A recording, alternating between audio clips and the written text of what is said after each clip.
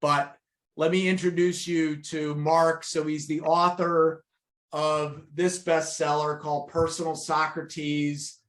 This book is unbelievable. It is a game changer. Love it that Kathy's got it. And it comes in the coolest, like the way you package this, love seeing these books, is unbelievable. He's the host of a top 50 podcast called Behind the Human.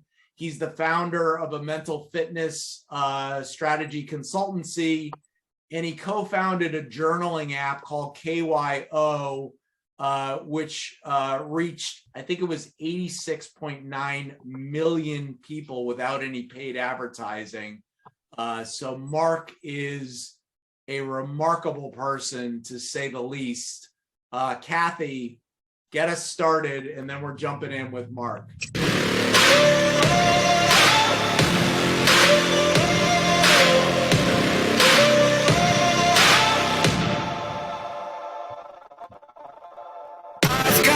Lightning inside me, son of a god. I'm like a titan that's rising on just you watch. I'm stepping into fate, there is no time to waste. I've got that lightning inside me, this is how legends are made.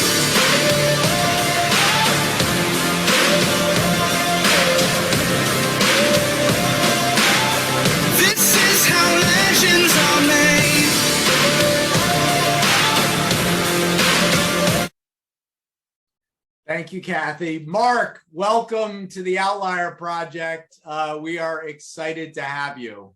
Oh, I'm ecstatic to be here. It's super awesome to actually see the humans that I've been chatting with on LinkedIn. Such an engaged group.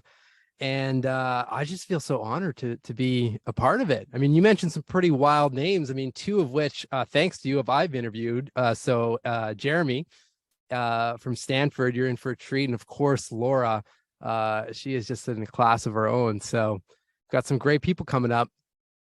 What's so cool is everybody that I think I've introduced Marc to has come back and said, oh my God, that guy is unbelievable. And we have a common friend in Claude Silver, who's obviously on the Outlier Project board and is in Personal Socrates. And I mean, to say she loves you, Marc, would be like the understatement of the century.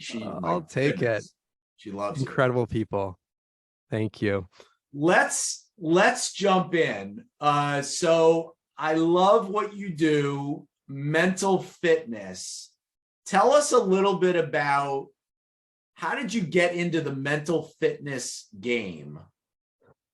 It's mental fitness. I mean, I wasn't calling it mental fitness at this time, but I'd say probably now 12, 13 years ago is when it all started for me. And I was in the corporate space. I was in sales in the pharmaceutical world, and then eventually product and brand management. And especially when I started in sales, I remember at that time they used to hire, some of you will remember this, like used to hire people in huge batches, right? Like in groups of people, then everyone would go off to the same training essentially. And I was in that mix. And I remember thinking, because especially in a sales role, I'm like, how the hell am I possibly going to stand out in a sales function if we're all being trained in the exact same way? And for whatever reason, at that point, made the decision to just get up 10, 15 minutes earlier and read positive content. And that quickly, at the time I was reading Success Magazine and blog posts and a lot of stuff from like Tony Robbins and Robin Sharma, Darren Hardy, things like that. And it didn't matter who was being profiled or studied. Everyone was asking really powerful questions and had some sort of reflective practice. And that's when it started for me. So I started journaling. I'd write those questions down before I would go into work and either journal on the spot or save the prompt for the next morning.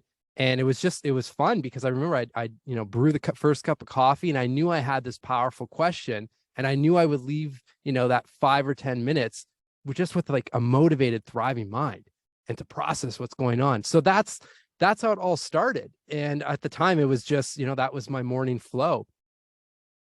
Love it. So In the introduction to Personal Socrates, you tell the story of KYO.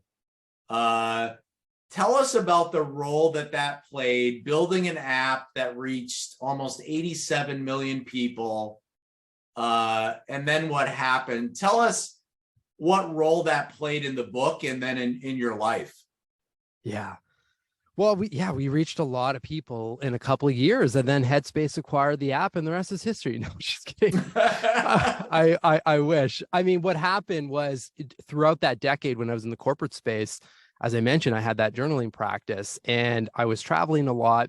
So at that time, I was doing a lot of that reflection using apps or just digital means. I mean, it started off in a word processor, and I was experimenting with all these different apps, and there was just nothing that was doing the trick for me in the sense that I could take those questions that I was collecting and then fire up some new entries and reflect and have a place to store all of that. So, I flipped my brother-in-law an email and just said, hey, here's my frustration over the last essentially decade doing this. And this stuff is powerful. I mean, and I knew he was an avid reader. It's just name off the names of the people that you're studying, guaranteed they're doing this. And Headspace, Calm, the meditation apps were really starting to take off from a mainstream perspective. So it's like, okay, well, there's clearly people are open to being guided digitally from a well-being standpoint. And at the time, there was just nothing that existed for journaling. So we set off to create it. Thankfully, I had a good amount of experience under my belt at that point from a brand management standpoint in the pharma world. So before we even launched the app, while we were struggling with all the development, I started all the brand work, and that's how I met Claude and a whole bunch of incredible humans. So that when we launched it, the app was full, and it wasn't our content. It was, Claude or Adam Grant or other brands. And they were all just relatable stories and narratives with the prompts. And, like I said, we reached a lot of people because of that. Apple started featuring the app around the world, and that quickly jetted up the App Store impressions. But I mean, we weren't app developers, and that was the hardest part. So I wish there was like a more sexy story to it. I mean, it's just a very standard. We weren't app developers. The flow of the app needed work. It worked for me because it was solving my issue. But for most people, they were coming in and leaving just as fast as they came in because they were confused on the flow. So that led to us not converting users to paid members and so forth. And I remember at the end, we were essentially making enough money to cover our Amazon servers at that time. And that's it. And it just got to the point, Scott, where, like here I was, and I had the podcast running at that point, and I'm talking about these mental fitness practices and doing everything possible to help the minds of as many people as possible. Yet my mind was starting to really loop, and it didn't feel healthy anymore. My now 6-year-old, I think he would have been 2 around that time. I remember just going home thinking, I don't want this financial stress to be, transferred to him, as much as we're doing, everything we could as parents to shield him from that. But, it was nearly impossible because I've never felt like that before. And we were running out of money and time and all of that. And just it, came to the decision that I think it's time we shut this down. And I mean, I spent a good amount of time trying to, I joked about it at the beginning, but, I had pretty deep conversations actually with Calm and Michael Acton Smith about integrating this into their platform. But at the end of the day, it didn't work. And we deleted it. We shut down the servers. And that was by far the hardest period of my life, because I didn't want to go back to the industry I was coming from. That was a clear misalignment from the work that I'm doing now. But how do I stay in this work? I just deleted the app and shut down the business that was keeping me in the space. So it was the first time that really in my life that I didn't have a plan. And that just like stripped me of hope and motivation and inspiration. And that's where, but that's where the mental fitness really saved me, and is the only reason I'm speaking to all of you and feel really aligned in all of the work that I'm a part of at this point. So your book, Personal Socrates. I mean, first of all, I love the name of the book. Thank you. And I would say prior to reading the book, if you asked me what the Socratic method was, I probably would, I'd be pulling it out of my my rear end. But Same. so it was helpful from that perspective. I learned a lot. Tell us why questions are so important. Yeah, well, we're kind of bantering back and forth before you started about, collecting shoes and headbands and ball caps and whatnot. I'm a bit boring I collect these questions. I have thousands of them at this point.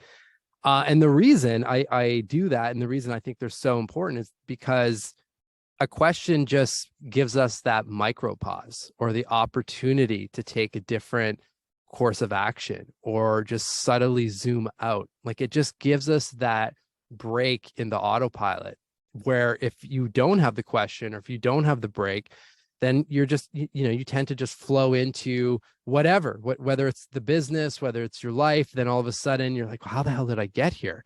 Well, there were a lot of reasons why you got here, and there were a lot of opportunities if we were to slow down and ask some questions to check in with ourselves, right? And be like, okay, am I climbing the right mountain? Do my habits, do my systems, are they supporting the person I'm striving to become?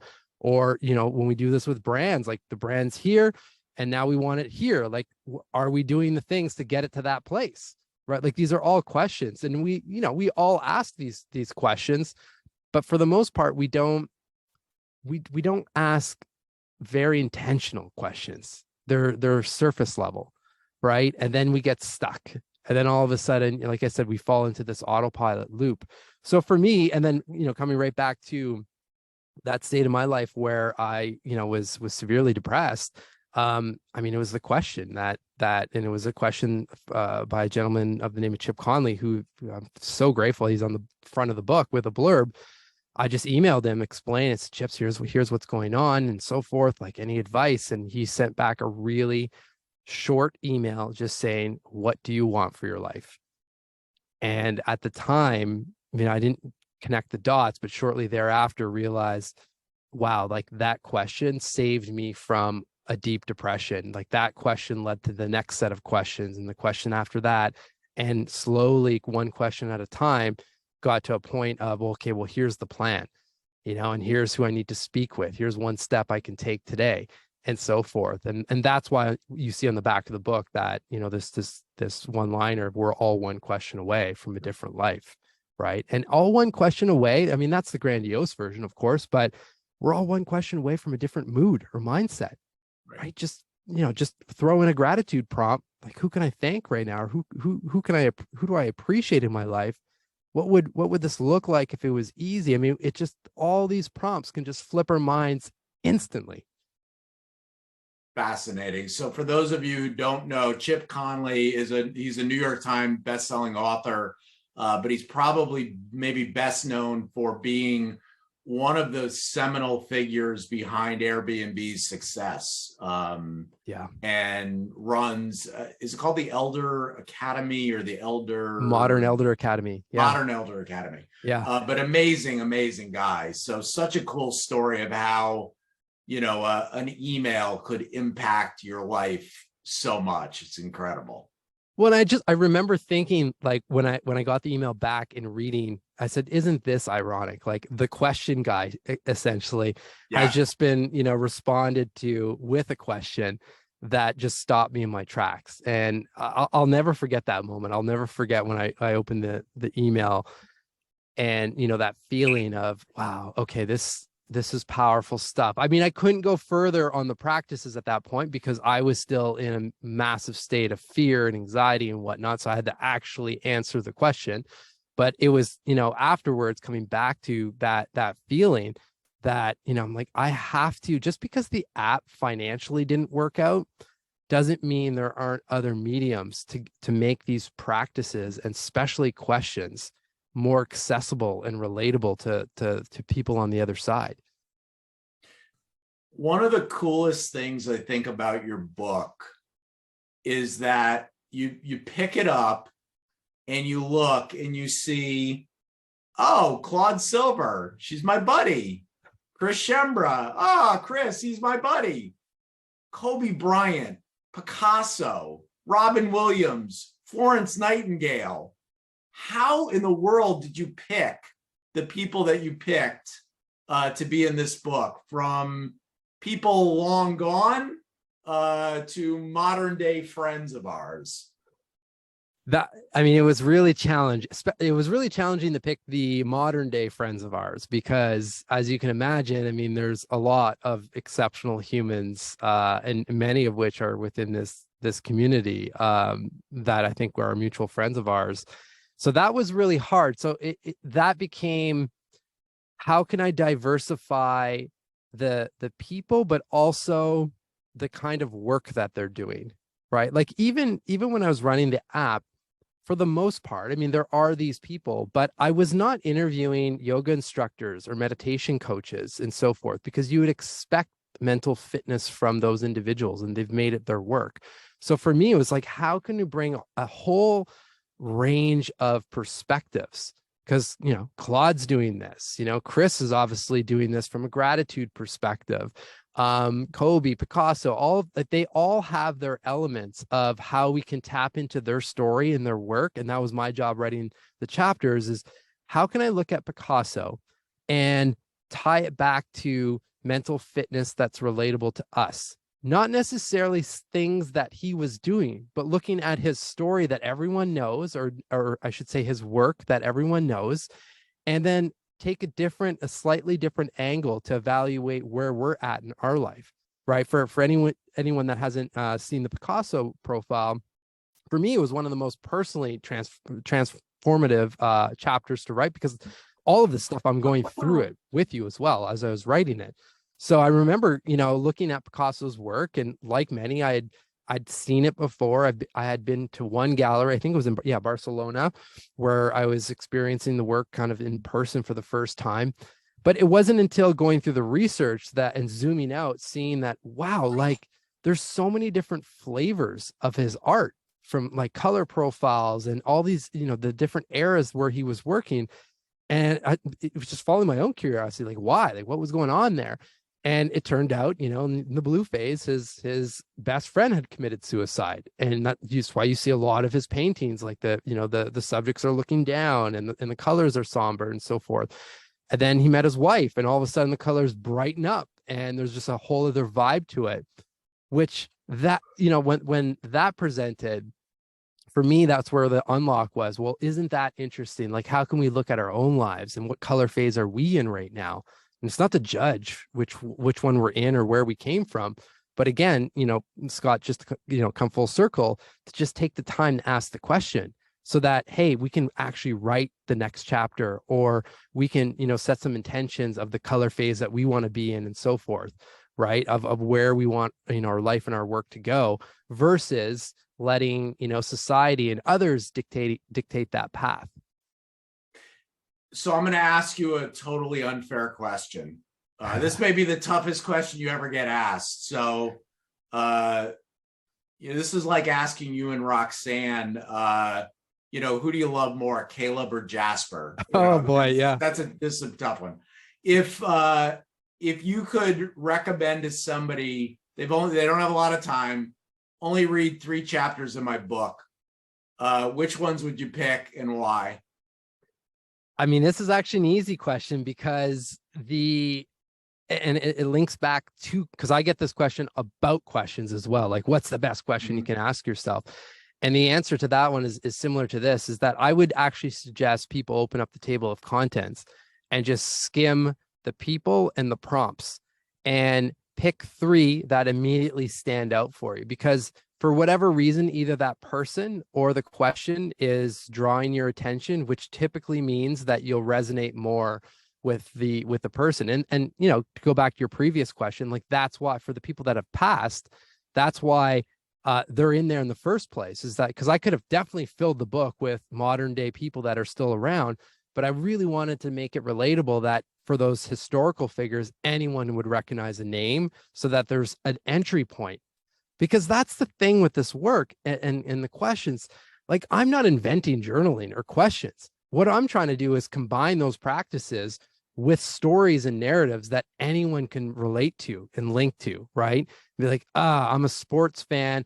I know about Kobe. I didn't know maybe this aspect, but that's interesting. Like I can, and the questions make it relatable. We may not all be NBA superstars, but we can all relate to when the alarm goes off in our bed, and we want to stay under the covers because it's comfortable and safe in there, and we don't want to get up.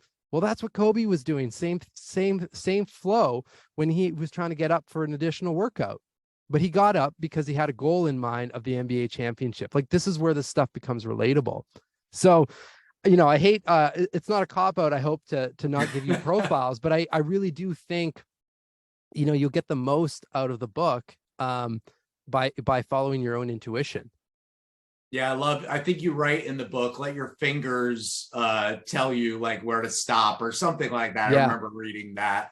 Yeah. And you'll just magically kind of hit the right spot. Yeah. Because it's the same thing with questions, right? Like if I think of the question that Chip left for me, like what do you want for your life? You ask me that question now. I mean, it serves as a good check-in, but it doesn't have the same power that it did when I was, in that depression and it pulled me out. So same thing with the profiles and any of the questions, the quality factor of the chapter or the prompts has a direct relation to something that is relatable to you right now. That's when it becomes powerful. So we're all outliers. So we all believe that anybody can be ordinary, but we all have the power to choose to be extraordinary. So I'm curious, as somebody in the mental fitness game, what do mental fitness outliers, what do they do that most people don't? They dream big, and they still their mind or give their minds opportunities to do that. And that's where the questions come up, right? Because I mean, that sounds simple, but as you all know, if we don't stop ourselves to give ourselves the time to give space to our minds, I mean, just general society and productivity will take over. And it feels kind of weird, right? It's like, oh, I didn't check off as many things as I wanted to today, but I gave my mind some space to breathe and surface the idea that's always been there, but now I can see it. And they all, hands down, I mean, the formula that I uncovered studying these people, and this is before the book, even the podcast, just, when I started reading about people, let's say 15 years ago now, is super simple. It's they first get clear, and this is the structure of the book for that reason. They first get clear on who they are and who they're striving to become, and you can flip those questions right back to your business as well. And then they take a look at what they're doing, with their habits and their systems and their intentions and their daily actions. Is the calendar support where I'm trying to go, or is it pushing me further away? Mm-hmm. And when you start doing that and you start checking in with yourself, because you're going to get pushed around, or it's going to feel like, oh, this feels really good, I'm going here, and you've got to experiment and so forth. But you've got to also check in with yourself and see, okay, well, what did I learn here? Or am I still on the right track? Like, what's the subtle course correction I can make to make sure I'm still aligned with, some of that clarity work that you did up front? Because then the third part of the whole sequence then just happens by default. And you've all experienced this, like the right people show up, right? Opportunities, like, oh, wow, there it is. For sure I need to go down that path. But it's because we can see it. It's because it's as if we took the spare bedroom that was jammed floor to ceiling with boxes and stuff, and we cleaned it up. And now it's a neatly organized room. And when you go in, you're like, oh, I need that book, or I need that thing. Well, it's just around the corner, versus, having to, scramble through everything that's in the room. We can do the same thing with our minds. This is a phenomenal book, especially for this time of year. I mean, I think we should all be asking ourselves great questions and being reflective all the time. But I think we all have a propensity to do it a little bit more as a new year approaches. So, yeah, I would really recommend that people, we're always searching for gifts, and sometimes the gifts are just become more of that clutter that winds up in the spare bedroom, rather than something that is so profoundly valuable that can change somebody's life, like Personal Socrates. So, Thank you. I know that I'm going to be gifting a whole bunch of the books to people that I think, it could be really helpful. But I think it's a great time of year. Although I would encourage, like, this is Personal Socrates and asking good questions and being reflective. You should be doing it in July. You should be doing it in February, March. There's no right or wrong time to do it. This isn't a sales pitch, but since you mentioned gifting, though, if you are going to do that, and I think most of you are US based, Baron Fig, the publisher, who also sells the book, they included the book in their gift. What are they calling a gift guide or something? So I think it's 20 or 25% off, for example. So versus like Amazon, there's no sale on the book right now. So if you do end up picking it up, that's probably the best place to do it. And then just for everyone that has the book, the last chapter, which is my profile, is purely written for this time of year. And it's the same flow. I adjusted obviously and it evolved, but for the most part, it's the same flow that I go through at this time of year to just reflect on the year that's passed and get my mind primed and ready for 2023. It's such an unbelievable book. Is there a sequel coming out? I started working on that under the theme of, I was trying to think of like who are a group of people that have an immediate impact on any of us. And I gravitated to musicians because we all have that song, right? That can move us and shift our minds and so forth. So I started conceptualizing. I actually wrote a mock book back summary of what that book would be in a similar format to Personal Socrates. But as I spoke to people, they're like, oh, it'd be a very interesting book, but I think it'd be an even more interesting film series.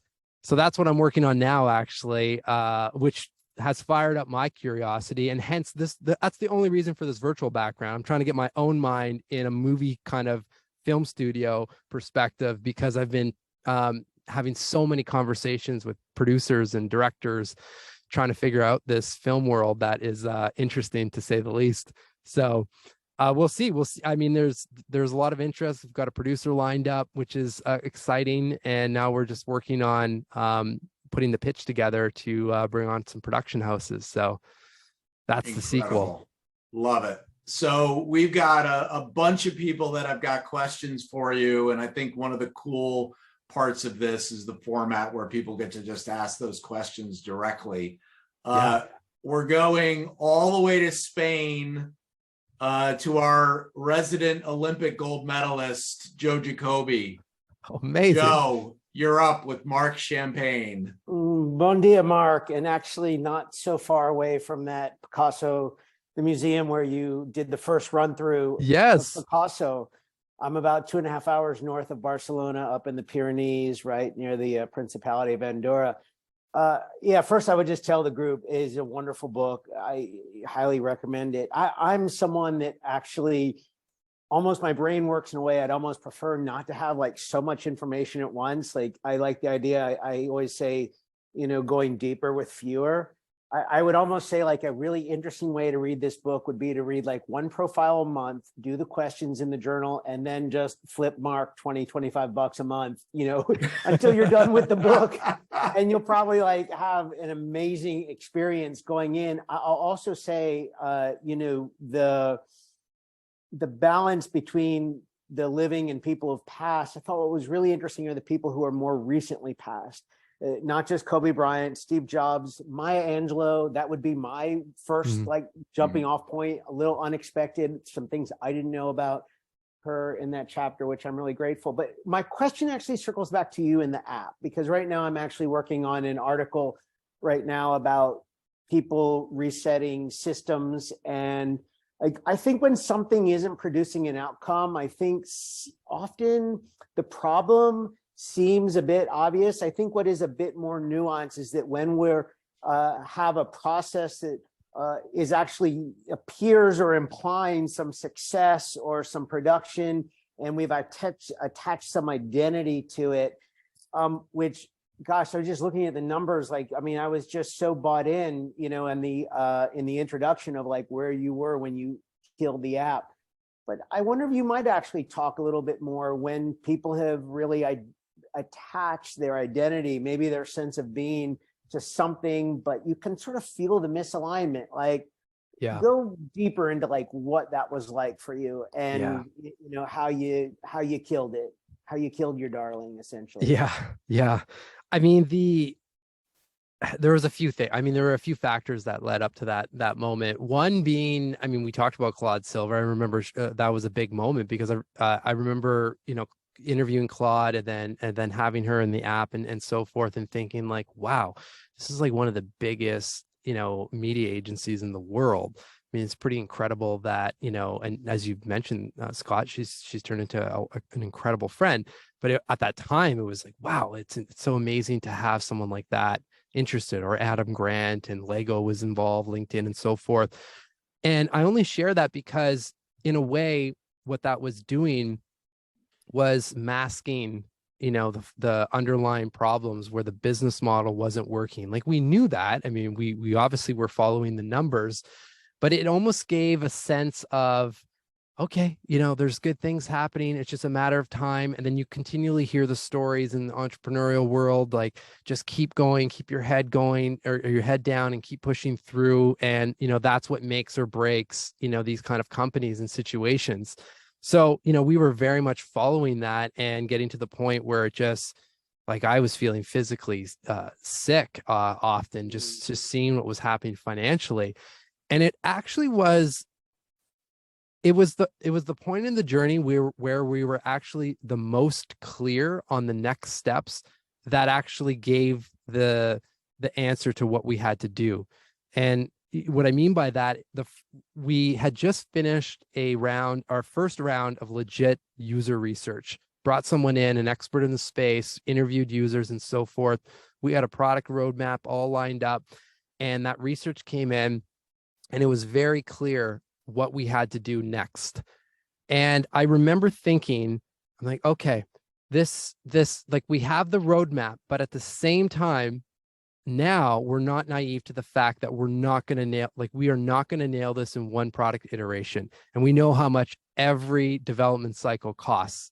And frankly, we went through 3 different development teams, and we just brought on a local team out of Toronto, which was, 3 times the price. And that was the team that was, I don't know, going to do 2, 3, 4, 5. That was the problem. Like, how many iterations do we have to go through before we nail that product market fit? And that's the moment where we're like, we can't take that gamble. That feels irresponsible. I mean, I had 1 kid, my brother-in-law had 2 at the time. We weren't in a dorm room, with 0 expenses. We had a family. So, that's what provide a little bit more comfort in making the decision, even though, it definitely felt like I deleted my identity in that moment. And that was really hard until, the questions started, and the mental fitness and so forth. And then also just like finding that spark again, that, the only thing that I kept from an expense standpoint was my gym membership.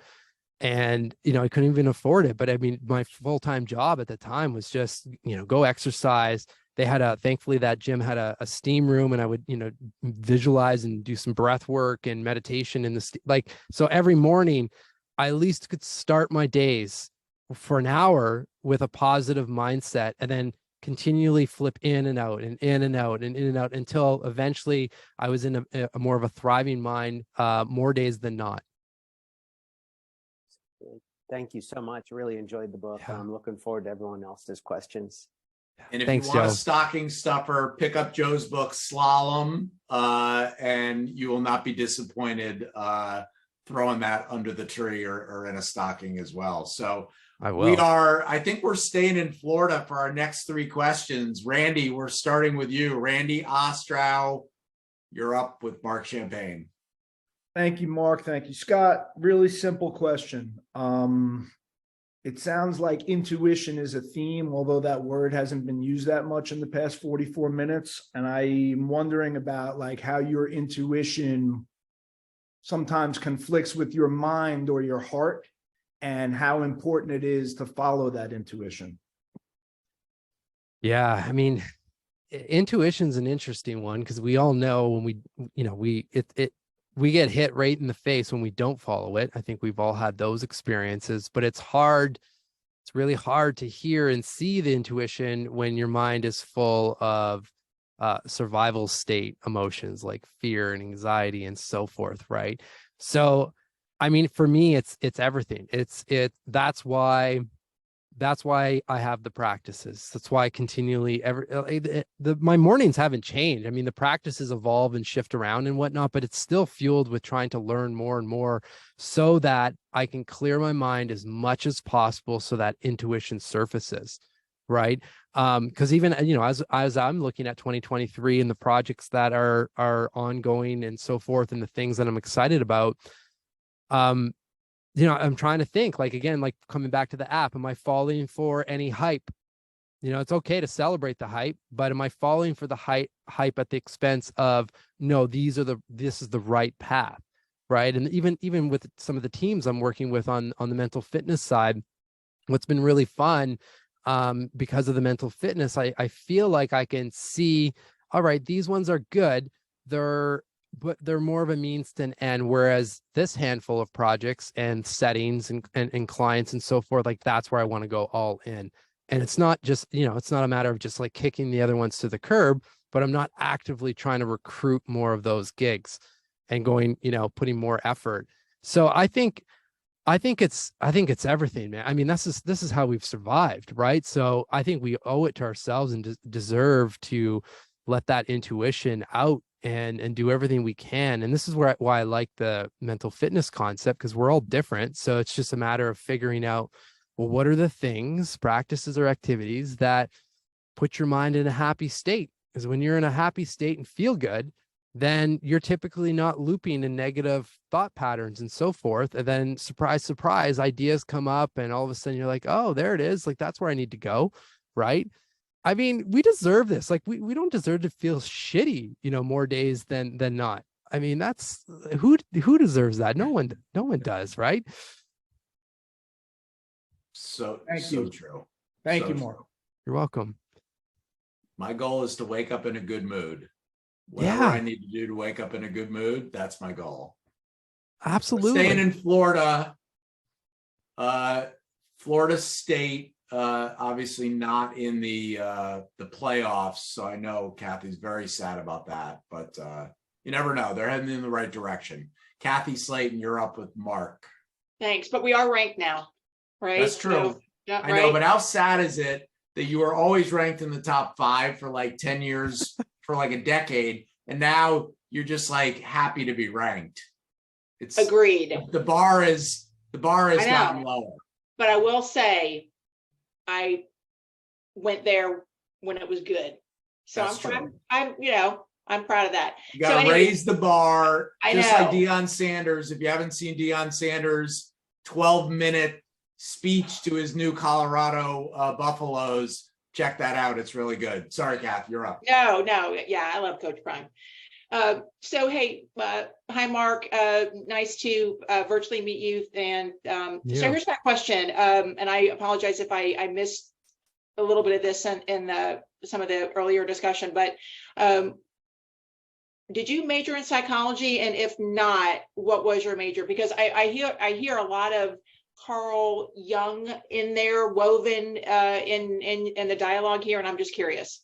Yeah, no, I did not major in psychology. I majored in business and communications. And I mean, it's just really been, like I said, for, I guess, 12, 15 years, just studying the minds and the questions and noticing the patterns. So, even if I work with someone one-to-one, I mean, I'm the first to say, listen, I'm not a therapist. I don't even consider myself a coach. I'm a mental fitness strategist. Because my background is strategy. And just like when you look at a brand, you come up with your brand vision, your strategic pillars, then the actions that support the pillars. I mean, our lives are not much different, but we just don't do that. Right. So for me, it's just trying to figure out, all right, let's take a look. If this is what you want as a team or an individual, let's take a look at what you're doing. And let's take a look at what can be stacked in or subtly adjusted so you can get closer and closer to that objective and get people, focused in on those pillars. So yeah, I mean, I don't know. It's a mix. I'm a bit of I'm taking a lot from Stoicism. I'm taking a lot of gratitude practices, of course, a lot of like Robin Sharma and his work, Tony Robbins and so forth. Marcus Aurelius, obviously, on the Stoicism. And just like, this is where the strategy part comes in. I just see myself as a curator of the questions and practices to a situation. And then and this is why I keep the podcast running. Selfishly, I mean, I get to speak to incredible humans, but more so, every week I have a new narrative if I need it.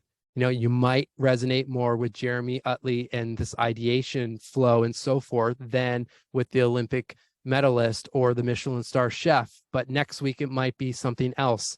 So for me, like, that's what excites me, is be able to, all right, Paula Ono is going to be the one I'm pulling in that one. And then we're going to bring in Picasso here. And then all of a sudden people are listening because they relate to it, and the practices don't change, but the questions do.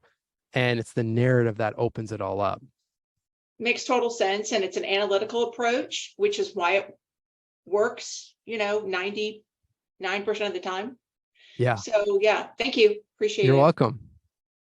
Newsflash, Joe probably already knows this. Spain eliminated from the World Cup by Morocco. I think it's a big upset. I don't know soccer that well, but it's not a big loss to the Catalans.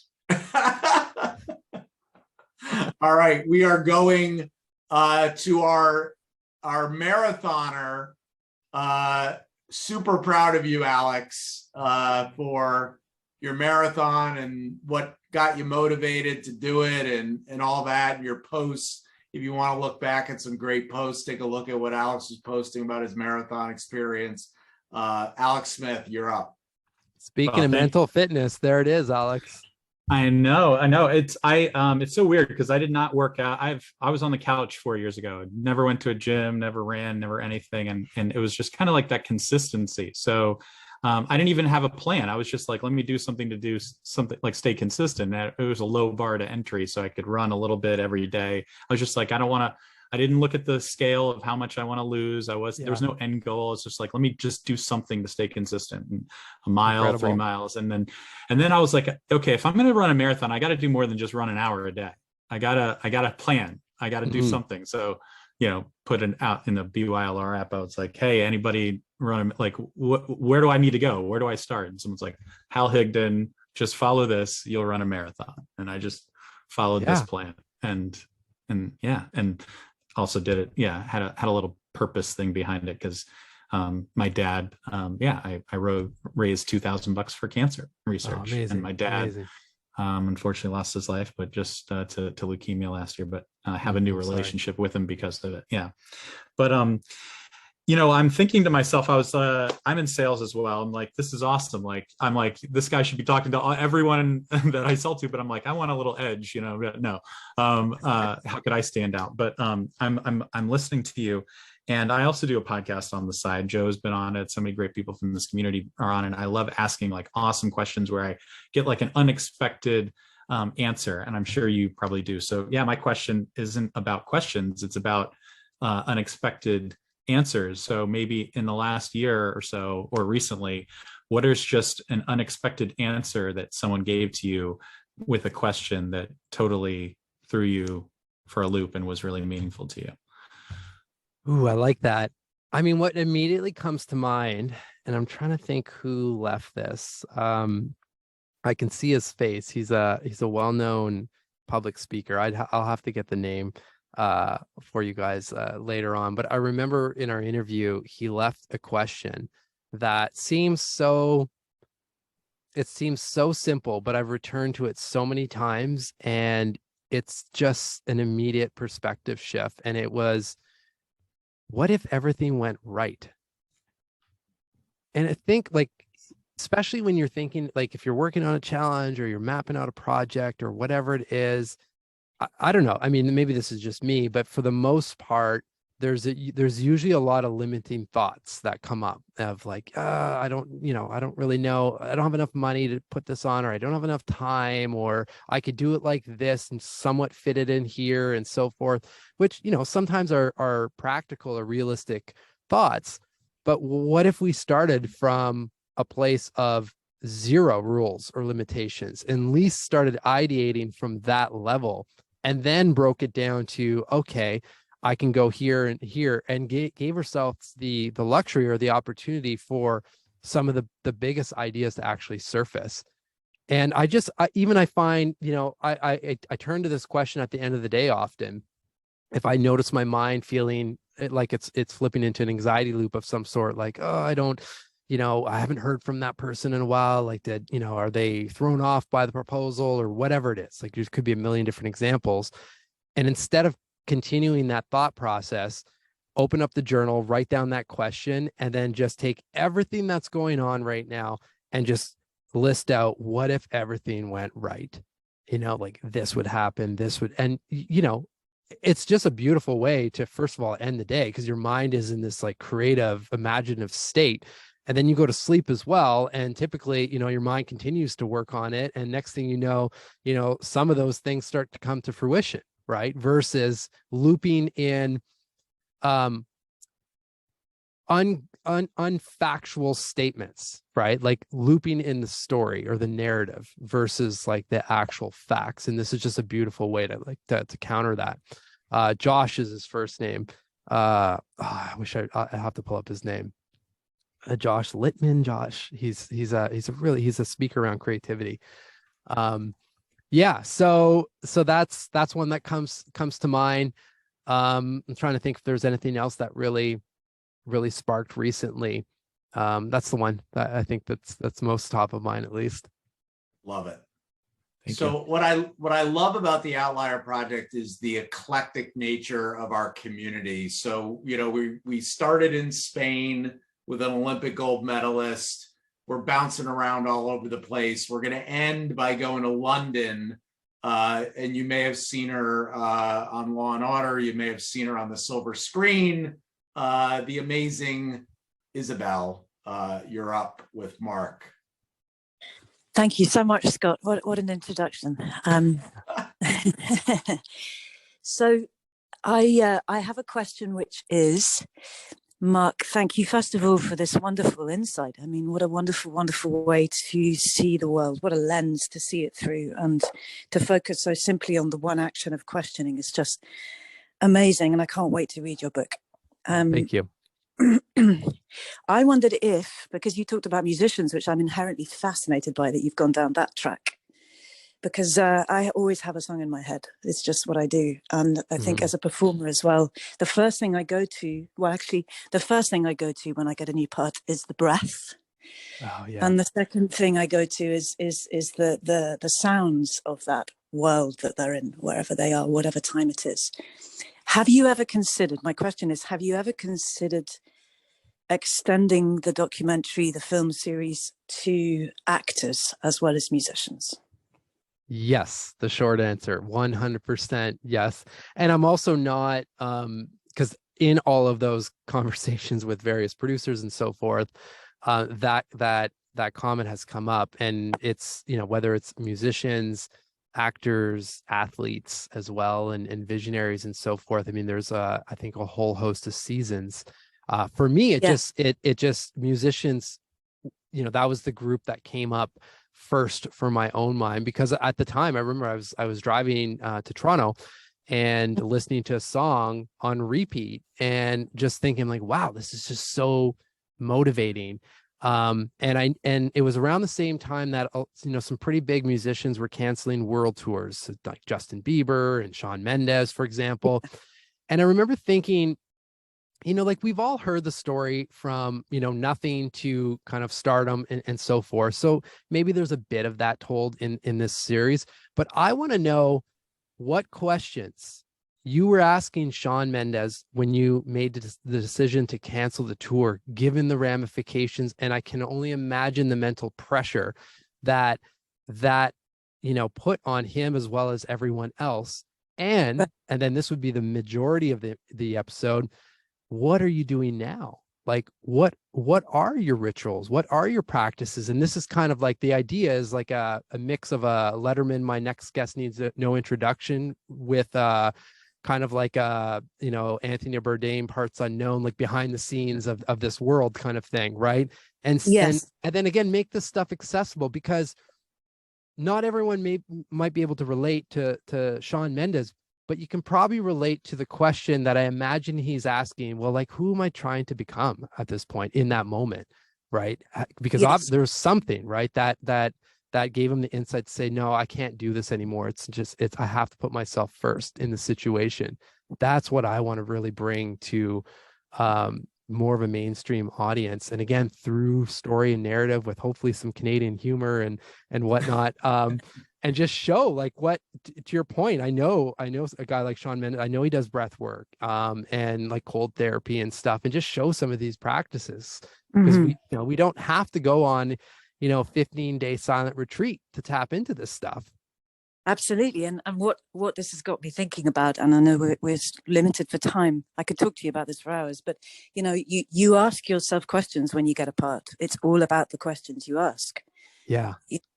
What do they care about? Who do they love? Even if you're playing a serial killer, you have to ask the questions about the human side of that person. Sure. Otherwise you can't play it. So it's definitely an area that you need to go into, please. Well, I'd love to continue the conversation. I'll try to link up with you after the fact. Yeah. Great. Thank you so much. Thank you. Who could listen to Isabel like all day? I was thinking of the same thing. She'd be like my background music, just listening to her talk, like, it's mesmerizing, unbelievable. Yeah. Anyway, this has been a ton of fun. Please, guys, join us tomorrow for our top talk. It's always a lot of fun. It's very informal. So we're going through our We Believe document, which is our kind of like 20 things that we believe as outliers. So tomorrow's topic is, you can't live a high impact life with low expectations. And we may talk about Deion Sanders' speech, because he's taking a horrible team, and immediately the only thing he's done is he's completely raised the expectations. Same players, same everything. And watch, mark my words, they may not be contenders next year. You will see a dramatic change, because he's changed expectations. Marc, I mean, I love every conversation I've ever had with you. I love your podcast. Personal Socrates, to me, is a book everybody needs to have on their shelves. And I just wanted to say thank you for carving out time. We really, really appreciate it. Oh, I mean, honestly, it's a true honor to be here. And thank you for just really great questions, all the conversations on LinkedIn as well. And, please stay in touch. I'm accessible. Let's keep jamming back and forth. And until the next meetup, keep thriving out there. Love it. Kathy, take us out. This is how legends are made.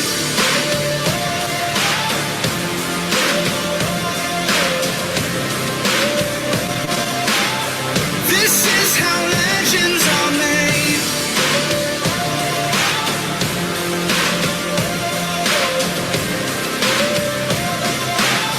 This is how legends are made. This is how legends are. Wow, we drowned there. I don't know what happened. We